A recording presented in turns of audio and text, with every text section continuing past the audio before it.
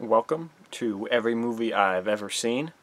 This is a special Flashback February edition, where throughout the month of February, I'm going to be talking about movies on the anniversary of the day they were released. Specifically today, I'm going to be talking about Game Night, which came out February 23rd, 2018. Again, this is a more recent movie. This is its third year anniversary, but honestly, when I picked movies that I was going to be talking about in February, I really did aim for movies that I'd already seen because I could save some time and start working on March a little bit. So that's what I'm going to be doing tomorrow, which means nothing to you because you don't know when I actually filmed this. Spoiler alert, I didn't film it on February 23rd. This is why I got to kind of look, because I don't know off the top of my head. But anyway. Game Night. Again, I liked this movie a lot. I thought it was pretty funny. I don't go for modern comedies all that much. It was definitely the cast that drew me to this. I like Jason Bateman. I like Rachel McAdams. I like Kyle Chandler. I like Jesse Plemons. I like... someone else is in this that I wanted to mention, but I forgot. Oh well. That's probably it.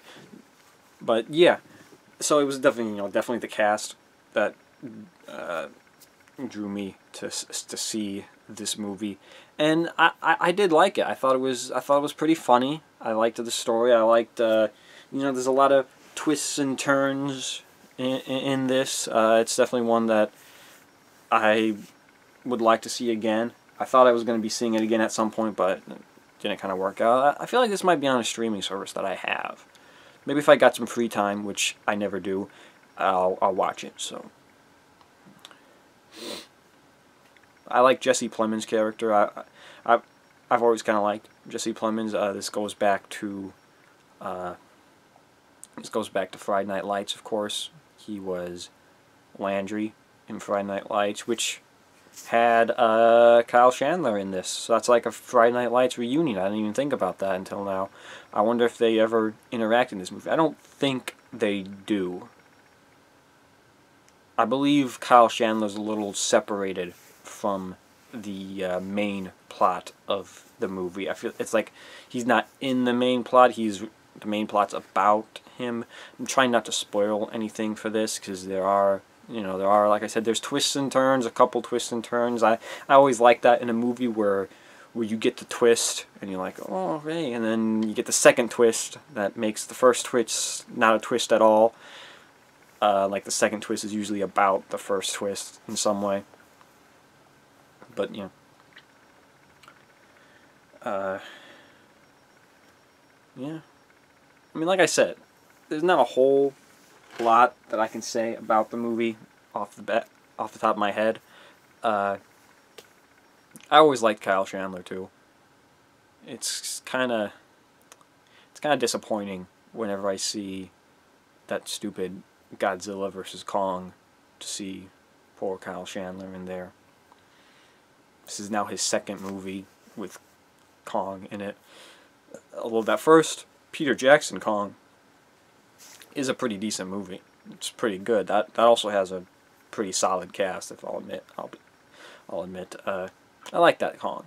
That might be my favorite Kong movie of the Kong movies I've seen, which is 3. And I hate Kong Skull Island, so I guess I think it's better than the 1933 Kong. If that is 1933, I think it's 1933. I believe it's 1933. It's 1930 something. I know Frankenstein is 1933, so maybe that's what I'm thinking of, but I feel like the first Kong is 1933. But yeah, they had that Kong. I believe they had a sequel to that somehow, like He's Alive or something. They had Son of Kong. They had like a 70s remake of Kong, and then they had, the Peter Jackson Kong, which was 2003. Was it 2003? Can't have been 2003, because he was 2003, 2005, or 2008. It's one of those 3 years. I don't think it's 2003, because that's Return of the King. He was kind of busy from 1990 to 2003. He was kind of busy with Lord of the Rings, so I don't think he was really working on King Kong. But then of course they had Godzilla versus Kong way back in the day. That was actually Godzilla's first color appearance, but that Kong isn't at all connected to any other Kong. I don't even know if Skull Island is in the original Godzilla versus Kong. Because like electricity powers, they had to give him some way for him to step up and hold his own against Godzilla, which included giving him electricity powers and making him really, really tall, and potentially making Godzilla a little bit smaller too. They had to increase the height size because Kong does not hold his own against Godzilla. I don't understand this. I guess in this new movie they decided to give him an axe. Sure, okay. And they're fighting on an aircraft carrier, which, how does that make sense? How does an aircraft carrier hold them up? Is it like structurally sound enough to hold up two giant monsters?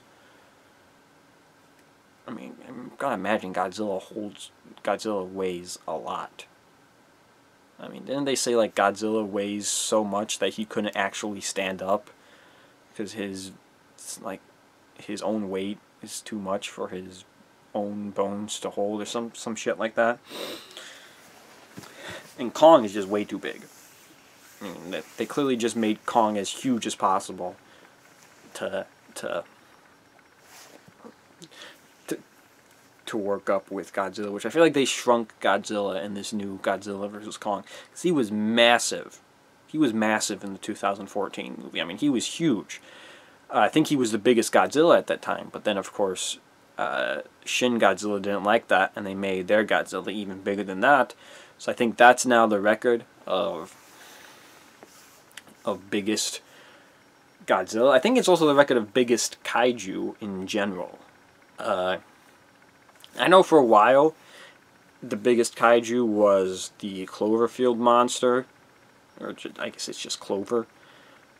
I feel like that was the record for a while until the 2014 Godzilla came out, and then that held the record, and then the 2016 held the record, which, I mean, if you think about it, the Clover is still technically the tallest kaiju, because the monster in Cloverfield is just a baby. So the mother must be very, very big, which I wonder if the monster we see at the end of Cloverfield Paradox, I wonder if that is a fully grown version of Clover. I mean, it's obviously not Clover, because this is, again, a different universe. Cloverfield Paradox takes place in a different universe than Cloverfield and 10 Cloverfield Lane, but it is the same species-esque. So I don't think we know fully the height of that monster, because there's no reference, just clouds when he pops up, which was kind of dumb. A little cameo from him. Should watch that movie again too. Maybe we'll see more. Maybe we'll see an adult Clover when it feels weird saying that, Clover. It's a weird name for a monster, but maybe we'll see more when we get a Cloverfield 2, which I hope happens. I really enjoyed Cloverfield 1 and 10 Cloverfield Lane and Cloverfield Paradox, honestly. I enjoyed all those Cloverfield movies. I know they kind of dive-bombed, especially Cloverfield Paradox was not well received. So we might not be getting more of those movies. But I hope we are. I really do hope we are. I would very much like to see where that universe goes.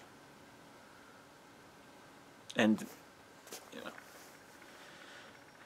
I mean, I think I came up with this theory a while back, how Cloverfield and 10 Cloverfield Lane and Cloverfield Paradox, how that's like the center of the cinematic multiverse. Like, every movie connects to everything. Like, every movie in existence connects to each other, and Cloverfield is in the center of it. And you even get video games like Portal and Half-Life, you know, Lost, everything. Everything in the media multiverse ties into Cloverfield. I'm just rambling at this point. I liked Game Night. It was funny. But yeah, that's all I've got to say about Game Night.